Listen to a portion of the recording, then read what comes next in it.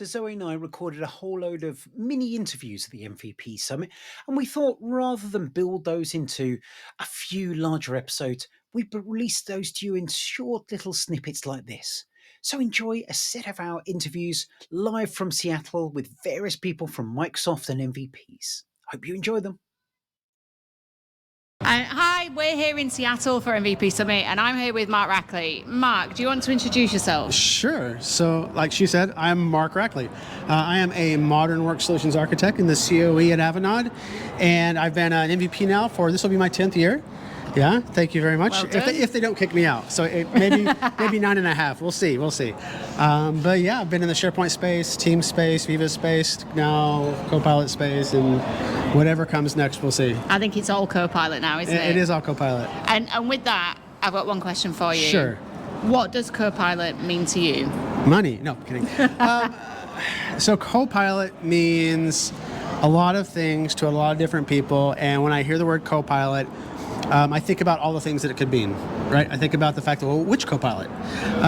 What do you mean by Copilot? Are you talking about creating your own Copilot? That's what maybe we used to call it a bot.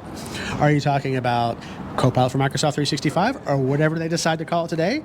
Are you talking about Bing Chat or whatever they're calling it today? I think that's the big problem is like, what exactly is Copilot? So when you say, what do I think about Copilot? I think there's a lot of confusion out there, and I think that's where we can really help people understand what exactly Copilot is. Yeah, I think that's like one of the most common questions I've asked in the last year when someone talks to me about Copilot.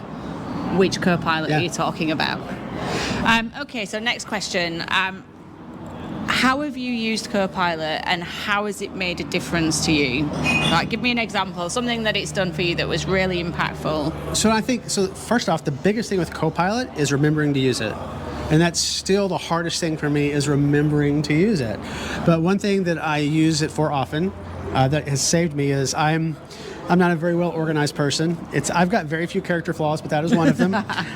So what I'll do is I need to find that presentation that someone shared with me, so I can actually go into Copilot and say, I'm looking for the presentation that was shared with me last week from Zoe.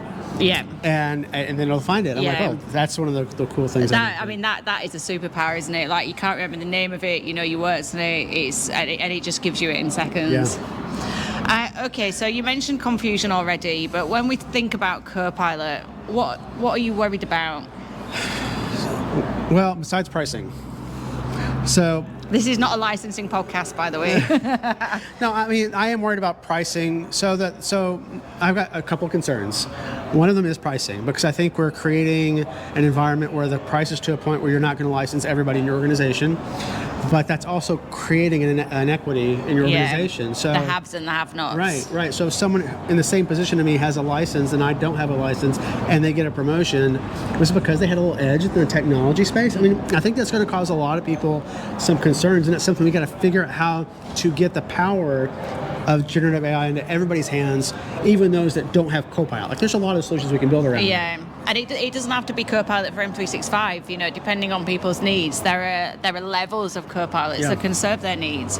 And with that equity, one of the things that I worry about, so that you talked about the promotion, like who gets promoted faster, but equally from a manager's perspective, how do they actually do the performance development of people when they've got some people with it and some people without, in a way that's fair? Yeah, great point. Okay, so last question. If you had a magic wand, what would you like to see next? I would like to see Copilot be able to be grounded correctly on the content I want it to be grounded on. And that's been my biggest frustration since day one, and I think it's something that needs to be solved. When we're looking at extensibility, looking at graph connectors, we're looking at just our content that I want access to. The corpus of what I want access to is not the same that you want access to, but we very likely have the same exact content we have access to.